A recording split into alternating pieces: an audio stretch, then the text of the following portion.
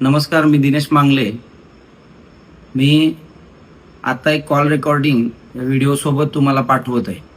ती call recording आहे खासदार ओमराजे निंबाळकर यांची. तुम्ही जर त्याच्यातली त्यांची भाषा ऐकली तर तुम्ही विश्वास ठेवू शकणार नाही की ही एका खासदाराची भाषा आहे. आज त्यांच्या भावानी एक खूप मोठा व्यवहार चुकीच्या पद्धतीने केला. 3 कोटीला माझी फसवणूक केली, बँकेचं कर्ज काढून, आणि तोच प्लॉट परत दुसऱ्याला विकला. त्या संदर्भात मी फक्त ओमदादांना कॉल केला की दादा याच्यावरती बघा, नाहीतर हा भूखंड घोटाळा होऊ शकतो.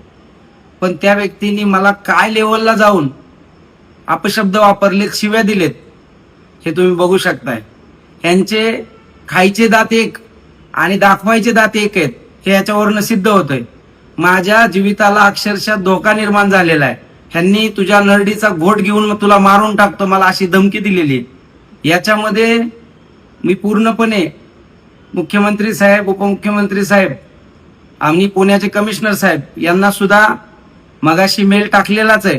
पण उद्या सुद्धा मी लेखी अर्ज कमिशनर ऑफिसला जाऊन खासदारांच्या विरोधात देणार आहे की हे असं अशोभनीय कार्य, एखाद्या खासदाराला, एखाद्या उद्योजकाला शिव्या देणं कितपत योग्य आहे. आणि समोरचा माणूस इतका नम्रपणे बोलत असताना सुद्धा तुम्ही ही रेकॉर्डिंग ऐका मित्रांनो, आणि तुम्हीच ठरवा.